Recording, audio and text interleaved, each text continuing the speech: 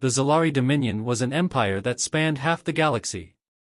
Their war fleets had crushed hundreds of civilizations, forcing countless species into servitude. Their strategy was simple: overwhelm their targets with superior numbers and technology, demand surrender, and swiftly subjugate any resistance. And so, when their scouts discovered a small, seemingly insignificant blue planet in the Sol system, they barely spared it a second thought. Their reports indicated that Earth was primitive. No warp travel. No planetary shields. No advanced weaponry that could pose a threat to their orbital superiority. It was a backwater world with warring factions and no united military. The Zalari High Command didn't see Earth as a challenge. They saw it as a minor acquisition. A fleet of 30 warships, led by Overlord Vorka, arrived in orbit around Earth, broadcasting their message of conquest. Humans of Earth, the transmission boomed in hundreds of languages, you are now subjects of the Zalari Dominion. Surrender immediately, or suffer annihilation. On board his flagship, the Devourer, Vorka stood with his arms crossed, already expecting a groveling surrender. Most species fell in line without resistance. What could a fractured, low-tech species do against an armada of warships? The response from Earth was not what he expected. Come and take it. There was no desperation in their message. No pleas for mercy. Just 6 words, broadcasted globally and repeated in every language. Vorka sneered. Primitive fools, he muttered. As a show of force, the Zalari destroyed a few satellites, knocked out global communication hubs, and obliterated a small, uninhabited island as a warning shot. Their dominance was undeniable. Now, surely, Earth would surrender. They did not. Instead, Earth went dark. Major cities shut down their power grids, aircraft disappeared from radar, and every military base ceased broadcasting. It was as if the entire planet had vanished beneath a blanket of silence. Vorka had seen rebellions before, this wasn't one. This was something else. But before he could formulate his next move, his fleet began experiencing malfunctions. First, minor glitches in the targeting systems. Then, their internal sensors started misreading data. Soon, weapons locked up entirely. The ship's AI systems reported cyber intrusions, yet there was no sign of enemy ships in orbit. Something was inside their systems. Impossible, growled Vorka. No primitive species could. And then the first Zalari ship exploded. It wasn't from an enemy missile or space battle. The ship's reactor had been overloaded from the inside. Seconds later, another cruiser suffered the same fate. Then another. Panic spread through the fleet. Sir! We're losing ships, one of his officers shouted. How? Vorka bellowed. The answer came in a chilling message, one delivered in Zalari language, hijacking their own comms. We are not as primitive as you think. Across the fleet, Earth's cyber warfare divisions had breached Zalari systems, turning their own ships against them. Centuries of alien overconfidence had left their fleets reliant on automation and AI, something Earth's hackers had just proven vulnerable. Vorka's rage turned to alarm. He had made a grave miscalculation. And Earth was only getting started. Panic rippled through the Zalari fleet as their warships malfunctioned, one after another. Overlord Vorka clenched his jaw as reports flooded in, weapon systems offline, shields failing, reactors overloading. His armada, the hammer of the Dominion, was being torn apart without a single human missile fired. How are they doing this? An officer shouted. Vorka's claws dug into the command console. He refused to believe that a backwater world had the capability to cripple his fleet so efficiently. Yet, here they were, half their systems compromised, ships exploding one by one, and no clear sign of an enemy force. This is cyber warfare, growled his intelligence officer, an insectoid Zalari named Krelix. But it shouldn't be possible. Their technology is centuries behind us. Clearly, our intelligence was wrong, Vorka spat. He needed to act. Quickly. Shut down all AI subsystems. Revert to manual control. Engineers scrambled to execute the command, cutting off the automated processes that had been hijacked. The Zalari had long abandoned manual operations. AI and automation had served them for generations. Now, they were forced to operate their ships like a species from the Dark Ages. It was inefficient, slow, and chaotic. But it worked. For now. Vorka exhaled sharply, regaining a fraction of control. He turned toward his war strategist. Prepare for an orbital bombardment. We will reduce this planet to ash before they can do any more damage.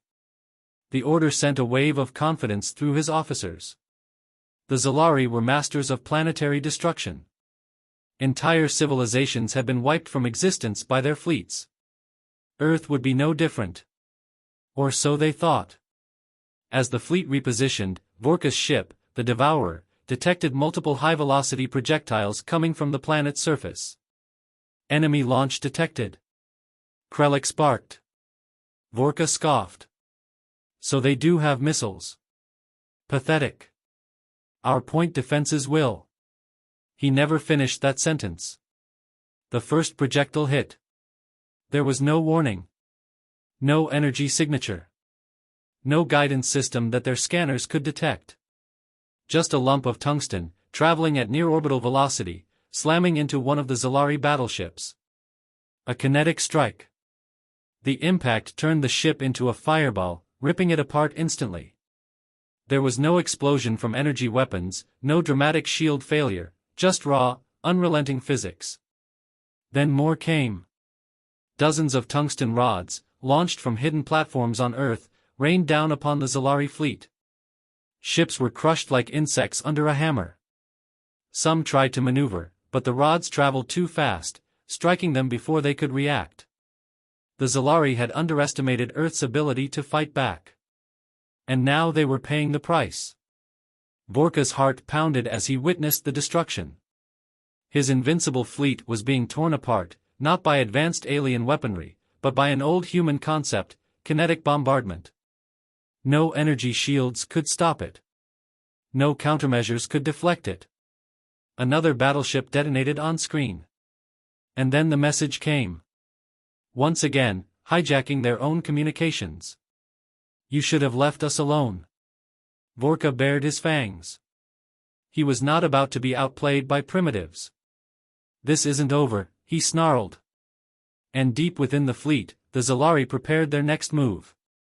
The Zalari fleet was in chaos. The sudden and brutal assault from Earth's kinetic bombardment had left them reeling, struggling to regroup. Vorka's flagship, the Devourer, was now the last remaining vessel of the original fleet. All around it, debris and burning hulks of Zalari warships floated in space. The humans had shown no mercy, and they had done it with tools as old as war itself. Vorka stood on the command bridge, gripping the armrests of his chair, his eyes glowing with fury. His officers were silent, their eyes wide with disbelief. How is this possible? Krelix whispered, the same question echoing in every corner of the room. Vorka's rage bubbled to the surface. They're humans, he spat, his voice cold and venomous. They're supposed to be nothing. A primitive species, incapable of fighting back against us. How did they pull this off? Krelix was silent, his thoughts a whirlwind of confusion. He had studied Earth for years, and nowhere in their data had there been anything remotely suggesting that Earth could pull off such a coordinated and devastating assault. Vorka turned to his weapons officer. Target Earth's surface. Prepare for an orbital bombardment. This ends today. The weapons officer hesitated. Sir, we are down to just one functional cannon, and its power reserves are limited. We might not have enough to do it. Vorka barked. His order was absolute. The Devourer was their last hope, the last weapon that could bring Earth to its knees. As the ship's cannons began to power up, a thought flickered through Vorka's mind. This is the endgame.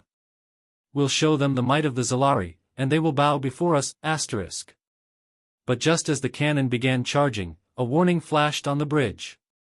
Enemy craft incoming. Vorka turned toward the sensor display. His eyes widened. Not one, but dozens of small, fast-moving objects were appearing out of nowhere. They were too small to be detected on regular sensors, likely using low-emission cloaking technology. They had no visible energy signatures, and they were heading directly toward the Devourer. "They're fast, but we can still evade them," Krellick said, his voice tight. Vorka shook his head. "We won't outrun them. We'll stand our ground." But as the objects grew closer, the reality of the situation dawned. The humans weren't attacking with standard missiles, nor were they sending fighter ships. No, these were far more dangerous. Each object was a small, heavily armored drone, designed for one purpose: to infiltrate and destroy from within. Vorka's claws dug into the console as the first wave of drones hit the ship's hull. They were like parasites, burrowing into the Devourer's plating, attaching themselves with magnetic force. They were too small to target with the ship's main weapons. Within seconds, the Devourer's internal alarms blared. The drones were cutting through their defenses, using powerful cutting lasers to slice into the heart of the ship. Their speed and precision were unlike anything Vorka had ever seen. They were human-made, and they were terrifyingly effective. "Report," Vorka demanded. The officer's voice trembled. "Sir, they've breached the main reactor. Power levels are failing. We're losing control." "What? No!" Vorka screamed. He slammed his fist against the console in fury. The Devourer began to shake as the drone systematically dismantled its systems. Crew members were scrambling, but it was too late. Earth's weapons, seemingly simple but far more advanced than they had appeared, had taken down the most powerful warship in the Zalari fleet. Then, the unthinkable happened. The drones activated their final payload. In a synchronized detonation, the drones exploded from within, sending shockwaves through the Devourer. Fire spread throughout the ship as systems shut down one by one. The last vestiges of Zalari control evaporated. Overlord Vorka's eyes widened in horror as the ship's central reactor began to overload, its core destabilizing from the damage. The once feared flagship of the Zalari Dominion was now a floating wreck, the final symbol of their empire's arrogance. And it was all because of humans. The Devourer began to break apart, its remaining pieces scattering in space as the reactor exploded in a final burst of light. From the silence of space, Earth's final message echoed across the fleet's comms, loud and clear. "We're not done yet." The explosion of the Devourer was the final straw. The Zalari fleet, what remained of it, was in disarray. Overlord Vorka was gone, his ship destroyed. The once proud warriors of the Dominion were now scattered, their warships crippled or destroyed by the relentless human counterattack. And yet, despite the chaos, a strange silence fell over the Zalari survivors. It was a silence born of disbelief, of a single overwhelming thought: how could they have lost to Earth? Among the debris, the remaining Zalari ships had one last option. The High Command ordered a retreat. They had no choice. Their fleet was broken, and Earth's technological capabilities were too much for their conventional forces. They would need reinforcements, vastly superior reinforcements, if they were to ever hope to conquer the human world. But the humans had already anticipated their retreat. "We knew they'd run," said General Emily Carter, staring at the holographic map that displayed the movement of the remaining Zalari ships. Earth's fleet had been on high alert ever since the first attack, and now, the humans were moving fast, ready to finish what had begun. General Carter, a veteran of countless military campaigns, knew what was at stake. Earth had won this first battle, but the war was far from over. And the Zalari weren't the only threat to humanity's survival. Even as the Zalari pulled back, another, far darker force was watching from the shadows, one that had been tracking the events unfolding in the Sol system. In a secret underground command center in Nevada, human engineers and soldiers were hard at work, preparing for what was coming next. The technology they had used to defeat the Zalari was the result of decades of clandestine innovation, military technologies far beyond anything the Zalari could have imagined. But there was more to humanity's fight than just the warships, the drones, and the cyber attacks. On Earth, the shift had already begun. The human species had realized the full scope of what they were capable of. They had shown the Zalari their resourcefulness, their ability to adapt and innovate, to turn the tide in the face of overwhelming odds. But now, the question remained, could they maintain that momentum? The world's leaders gathered in an emergency summit.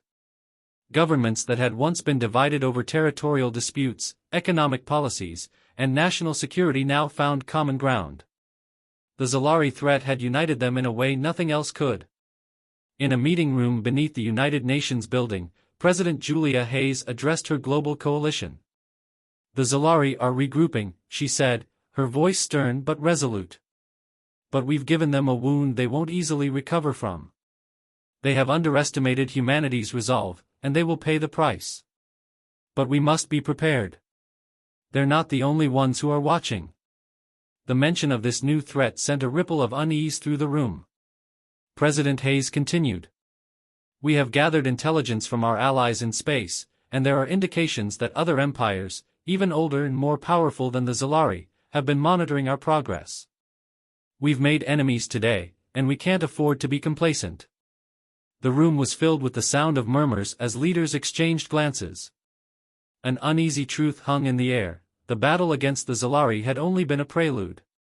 Back in space, the Zalari were already making their next move. They had retreated to their nearest colony, a heavily fortified world known as Zalaris Prime. There, in the hidden war rooms beneath its surface, the survivors of the Zalari fleet began to make plans for a full-scale return. They would rebuild. They would regroup. And this time, they would not underestimate humanity. But even as they prepared for their next assault, the Zalari knew that the humans had changed the course of the war. The Dominion's reputation was in tatters. Their once unshakable belief in their own superiority had been shattered in one swift blow. The great divide between the Zalari and humanity had begun, and no matter how much they tried to salvage, they knew the war would never be the same. As the days passed, Earth continued to prepare for the inevitable second wave. The world's combined forces were being mobilized, and humanity was forging new alliances with other alien species who had watched the events unfold with both awe and caution. And somewhere, deep within the galaxy, the older, more powerful empire that had been observing humanity's rise made its move. A shadow in the distance, looming large on the horizon. In the quiet of space, another voice, one far older and far more ruthless than the Zalari, whispered to its followers. Earth will fall. And we will ensure it. The war had shifted. Earth had struck a devastating blow against the Zalari Dominion, and now, the tide of history seemed to hang in balance. But as the Zalari licked their wounds and plotted their return, Earth's forces were preparing for the next stage of the battle, one that would stretch far beyond the confines of the Sol system. General Emily Carter stood on the observation deck of Earth's first orbital fleet command station, watching the stars. The fleet was assembling, a massive, unprecedented force, comprising not just Earth's military but also allies from other systems who had joined the fight after witnessing humanity's unexpected triumph. The Zalari had made a serious miscalculation, and now the human race was on the cusp of a new era. Ready, General, came the voice of Admiral Lee, a key member of the newly formed coalition fleet. The fleet is in position. We're awaiting your orders. General Carter turned to face the officer. She was calm, composed, every move she made was deliberate. They had won the first battle, but the coming war would require something more than just technology. Earth's most advanced fleets and weapons were ready, but now they would need to prove they were worthy of their victory. We're not just defending Earth anymore, Carter said, her voice steady. We're going to take the fight to them. It's time to finish what we started. The words resonated in the hearts of everyone in the room. No one spoke, but the weight of the decision hung heavily on their shoulders. There was no turning back. As the coalition fleet prepared to embark on its offensive, a more subtle war was unfolding on Earth's surface. The global leaders who had once been divided were now united, but their unity was tested by a shadow that loomed just out of sight, an ancient and secretive force that had been watching humanity's rise with growing concern. In the underbelly of the Earth's highest military command centers, the Shadow Council convened. This hidden faction, composed of high-ranking political and corporate elites, had been manipulating events for decades, using Earth's rise to serve their own agendas. Their influence was far-reaching, and they had a plan that might just derail everything humanity had fought for. "They've gathered," said a voice from the shadows. It was smooth, cold, the kind of voice that sent chills down the spine. "The Zalari are retreating, but the humans, they're beginning to rise beyond what we anticipated." Another figure spoke. "It's time. If we allow this to continue, they will become an unstoppable force. The Zalari may have underestimated them, but we must not make the same mistake." The council's leader, a man known only as Thorn, adjusted his mask, revealing the faintest trace of a smirk. "I didn't come this far to let a small band of rebellious humans ruin my vision. We need to ensure that their alliance is fractured before they strike again. And I know just the way to do it." Thorn's plan was deceptively simple: sow chaos within Earth's coalition. Discredit the leaders, fan the flames of dissent, and expose the cracks in the human alliance. Humanity's strength was in its unity, but unity was fragile. If the Shadow Council could break it, the rest would crumble. Meanwhile, beyond the Sol system, the Zalari had begun rebuilding their fleet, but they weren't the only ones preparing for war. From the dark corners of the galaxy, a far older empire was slowly making its presence known. The Drazen, a species whose technology was said to rival even the Zalari, had watched Earth's rise in silence, observing with the cold detachment of a predator sizing up its prey. The Drazen had no love for the Zalari, but neither did they see Earth's rise as a positive development.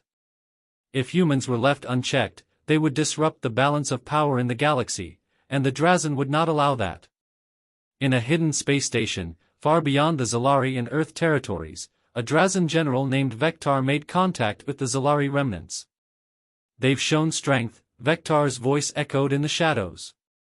"But they're fragile. Their unity is an illusion. The humans are untested, too many are still too divided to stand against us." "We've already seen what they can do," came the voice of the Zalari admiral, his tone bitter. "We cannot defeat them in open war. We need reinforcements, superior firepower." Vectar's laugh was cold, calculated. "We shall give you what you need. The Drazen have a history of taking worlds, and we've been watching this one closely. We'll give you the firepower to finish the job, but remember this: when Earth falls, it will not be by your hands alone." The Drazen were allies of convenience, but their interest in Earth was not purely strategic. They saw a potential future in humanity's downfall, and the opportunity for conquest was too valuable to ignore. Back on Earth, the countdown to war had begun. The Coalition fleet, led by General Carter, prepared to launch its first offensive into the heart of Zalari-controlled space. Humanity would not cower in fear, it would rise, and it would show the galaxy that Earth was no longer a backwater world, but a force to be reckoned with. But the unseen enemies, the Shadow Council and the Drazen, were waiting. The storm that was about to break would be unlike anything Earth had ever faced. And as General Carter watched the stars flicker in the distance, she knew one thing for sure: the greatest battle of humanity's history was about to begin.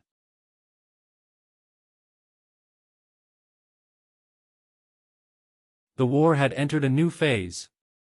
Humanity's coalition fleet, fully assembled and ready for action, began its offensive against the Zalari remnants, pushing deeper into the heart of enemy territory. The goal was clear: to cripple the Dominion's remaining forces and force them into surrender, but the deeper the humans pushed, the more they realized that the war was far from over. They had underestimated the complexity of the galaxy's political landscape, and the dangerous forces stirring just beyond their reach.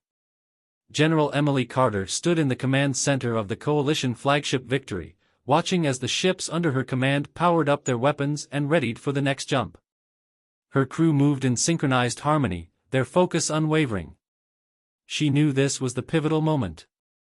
If they failed to deal a decisive blow to the Zalari, Earth would become the next target for the galaxy's older, more powerful empires, the Drazen and the secretive factions within Earth itself.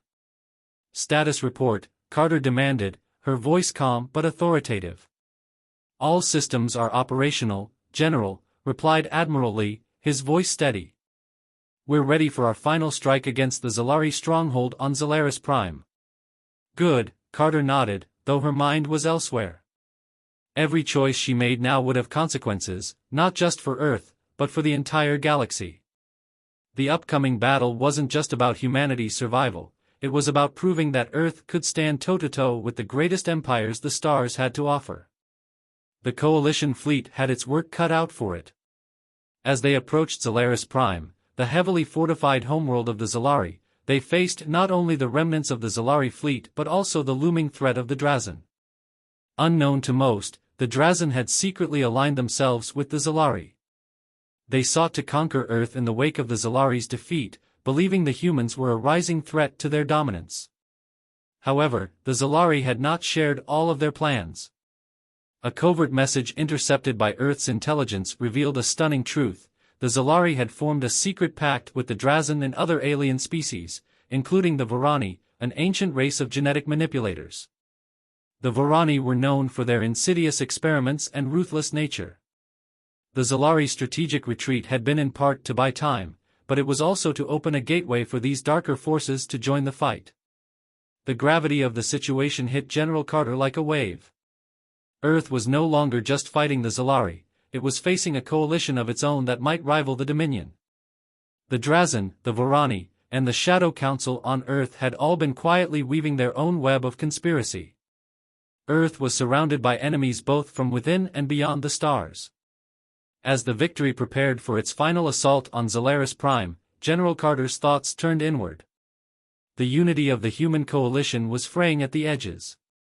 While the Zalari were the immediate threat, the Shadow Council's schemes were slowly taking root. Political factions on Earth, unable to agree on the path forward, were beginning to splinter. Some factions saw the war as an opportunity to seize power for themselves, while others believed that Earth's military expansion could lead to their own downfall. The only thing standing between humanity's hope and galactic destruction was their ability to maintain unity in the face of insurmountable odds. Carter knew the path ahead would not be easy. She had already lost too many soldiers to the Zalari and their merciless ways. Now, the thought of more wars between Earth's own factions, was a terrifying prospect. General, came the voice of Lieutenant Reyes, a young officer on her staff. We've detected an unusual energy signature near Zalaris Prime. Carter's heart skipped a beat. What kind of signature? It's large, Reyes replied.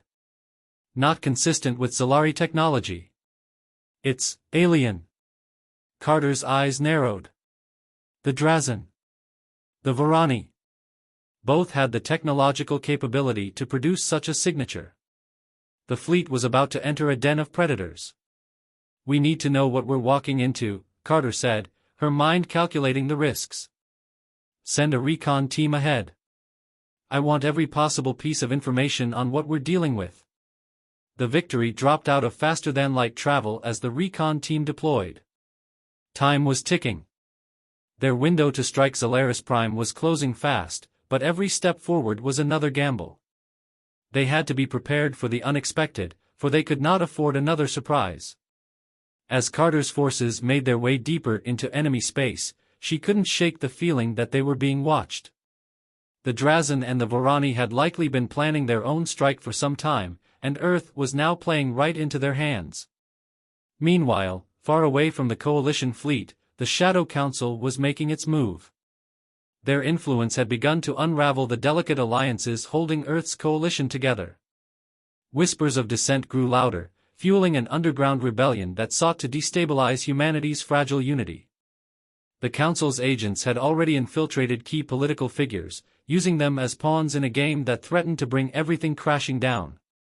With Earth's unity beginning to splinter, the next phase of the war would not be fought only on the battlefield, it would be a battle of ideologies, of loyalty versus ambition, and of the will to survive in the face of overwhelming adversity. The clock was ticking, and the galaxy was on the brink of an all-out war. But as the Victory advanced towards Zalaris Prime, General Carter knew this fight was only the beginning. The future of humanity was uncertain, but Earth's warriors had one unshakable truth on their side: they would fight to the very end, no matter the cost. The Coalition fleet stood at the edge of Zalaris Prime, the heart of the Zalari Dominion. The planet below was heavily fortified, surrounded by a cloud of wreckage and debris from the shattered remnants of the Zalari fleet. The final assault was about to begin, but General Emily Carter knew that what lay ahead was more than just another battle, it was the culmination of everything humanity had fought for. The fate of Earth hung in the balance. As the Victory and its accompanying ships approached Zalaris Prime, a harsh reality set in. The energy signature they had detected earlier had only been a precursor to what they now faced. Hidden beneath the surface of the planet, the Drazen, the Varani, and the remnants of the Zalari Dominion had built a fortress, a nexus of alien power that combined the might of three ruthless empires. This alliance, formed in the shadows, was about to unleash its full fury upon Earth. "General," said Admiral Lee, his voice steady but tinged with concern, "we're detecting a massive fleet emerging from Zalaris Prime's orbit. The Drazen and the Varani are making their move. This isn't just a defense force, it's an offensive." Carter's eyes narrowed.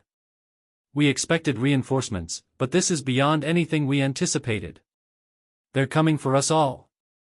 The massive fleet was an amalgamation of technology unlike anything Earth had seen before. Drazen warships, sleek and formidable, were interspersed with the grotesque, organic ships of the Varani, their exteriors pulsing with a strange bioluminescence. The Zalari ships, still numerous despite their earlier losses, had been retrofitted with alien technology. Together, this combined armada was a testament to the galaxy's darkest powers, a force united against Earth's very existence. The Victory shook as the first salvo of fire from the enemy fleet made contact. Earth's ships returned fire, their weapons lashing out in a desperate attempt to break through the incoming storm of fire. "Brace for impact," Carter shouted. The bridge shuddered under the weight of the explosions. Around them, the other ships in the fleet were engaged in the chaos of battle. Carter's gaze remained fixed on the holographic displays, her mind calculating their next moves. "Admiral, we need to push forward," Carter commanded, her voice firm. "We cannot let them trap us here. Launch the assault ships. We take the fight to the surface." The command was given, and a wave of assault craft sped toward Zalaris Prime, each ship carrying soldiers, engineers, and heavy weapons for the final push. Earth's forces were not just going to fight for their survival, they were going to take the battle to the heart of the enemy's stronghold. But as the first wave of troops descended toward the surface, something unexpected happened. A signal came through from the Shadow Council on Earth. It was a direct communication to Carter, intercepted by her officers on the bridge. General Carter, the voice of Thorne, the Council's leader, rasped, "You've done well to get this far. But I've always known you would fail. Humanity's ambition has led to your downfall. You cannot hope to defeat what is already inevitable. You're too fractured. Too weak. We control the future now." Carter's face hardened as she listened to the message. The words were meant to sow doubt, to fracture the unity that had carried humanity this far. She had expected this, she knew the Shadow Council would make their move.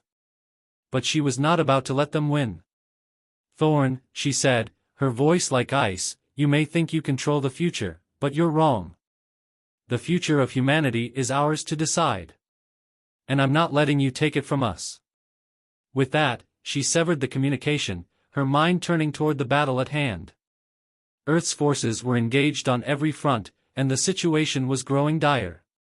But as the Victory led the charge through the heart of the enemy fleet, General Carter felt a surge of hope.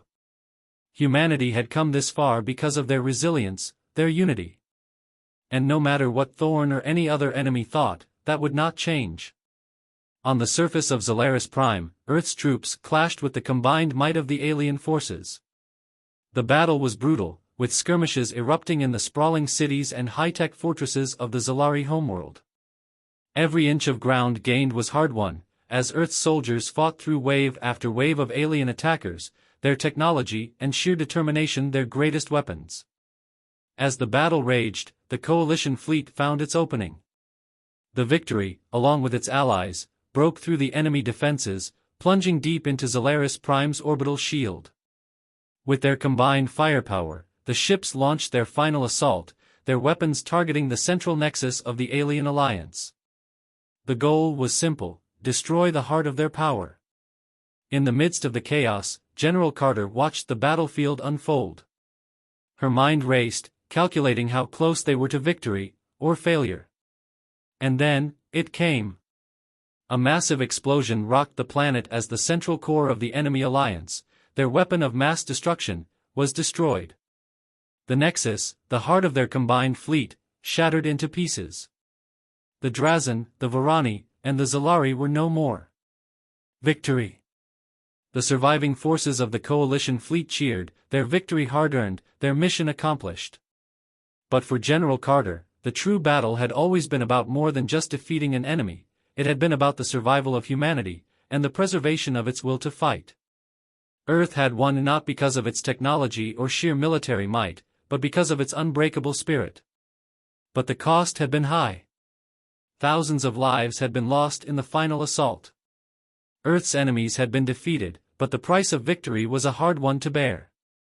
As the smoke of battle cleared, Carter stood on the deck of the Victory, looking out at the stars. She had led her people to victory, but she knew the galaxy would never be the same. Earth had proven that it could stand against the greatest powers in the universe, but the future was still uncertain. The enemies they had defeated today would not be the last, and new challenges would rise in the future. Humanity had proved that it could survive, and thrive, but it was only just beginning to realize its true potential. Ready for the next battle, General? Admiral Lee asked, a grin tugging at the corner of his mouth. Carter looked out toward the endless expanse of space. We're ready, she said. Humanity's just getting started.